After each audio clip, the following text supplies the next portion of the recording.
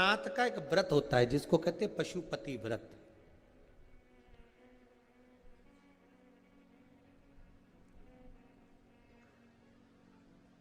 आजकल लोगों ने शिव महापुराण की कथा में से देख देख कर खुद की आईडी पर खूब सारे पशुपति व्रत बना बना के डाल दिए कि ऐसा करो वैसा करो, फिर उद्यापन भी ऐसा करो। पहली बात अच्छे से ध्यान में कर लेना कि पशुपति व्रत में कुछ नहीं करना है आपको, ज्यादा ढोंग प्रपंच कुछ नहीं करना। सुबह के समय पर थाली लेकर जाओ, शंकर भगवान का पूजन कर करो, अभिषेक पूजन करो, सारा पूजन करने के बाद थाली वापस लेकर आ जाओ। उसी थाली को शाम के समय लेकर जाओ। शाम को फिर थोड़ा सा बाबा को समर्पित करने के लिए कुछ मीठे का प्रसाद, जिसके 3 हिस्से हो जाएं। 6 दिए घी के बाबा को समर्पित करने के लिए लेकर जाएं। भगवान को बेलपत्र समर्पित करने के लिए लेकर जाएं। प्रेम से बाबा का स्नान पूजन सब कराकर शाम के समय प्रदोष काल में, प्रदोष समय में कर कर प्रसाद जो बना कर ले गए हो उसके 3 हिस्से कर लो। 2 हिस्से मंदिर के अंदर ही रख देना है, 1 हिस्सा अपनी थाली में वापिस लेकर आना। 1 दिया लेकर आना, उसको वहां से जलाकर नहीं लाना। 5 दिए मंदिर में जला दीजिए।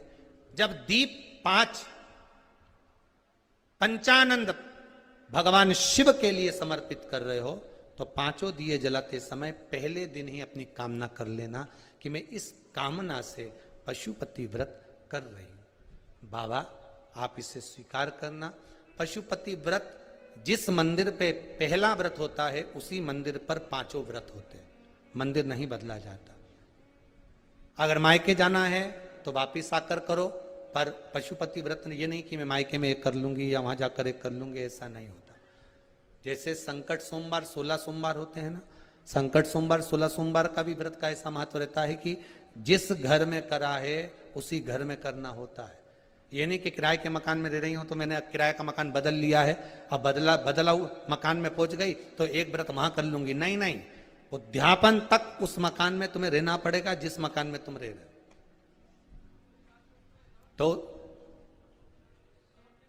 हाँ, तो व्रत का मतलब। अब पशुपति व्रत के अंतर्गत शाम को 5 दिए, 1 दिया जलाकर प्रज्वलित करना है आपको। कहां?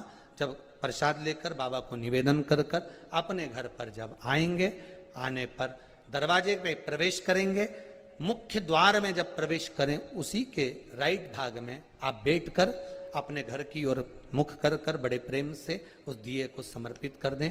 बाबा से विनती करें कि बाबा ये दीप मैंने केवल आपके लिए जलाया है कि आप इस मेरे मार्ग को सुलभ करें, मेरे घर की जो बांधा है, जो भी मेरे मन की इच्छा है उसको पूर्ण करें।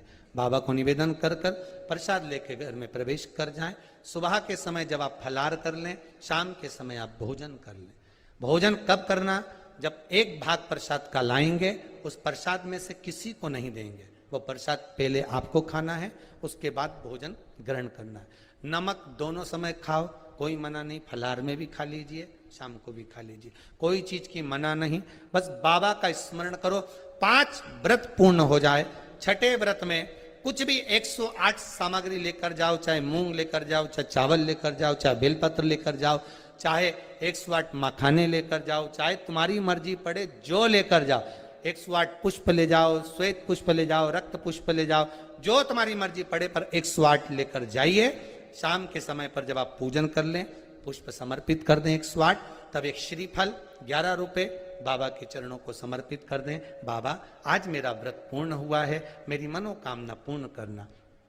मुझे विश्वास है 5 व्रत भी पूरे नहीं होंगे, 2 या 3 व्रत में ही बाबा आपका कार्य कर देगा। पर प्रेम से करना, विश्वास रखकर करना, भरोसा रखकर करना, अहंकार नहीं।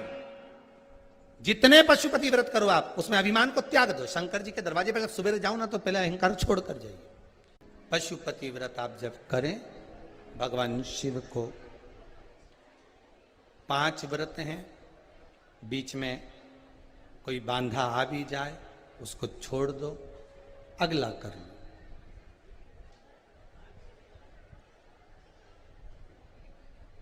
पर करो जरूर। दुनिया का ऐसा कौन सा कार्य है जो पशुपति व्रत से नहीं हुआ।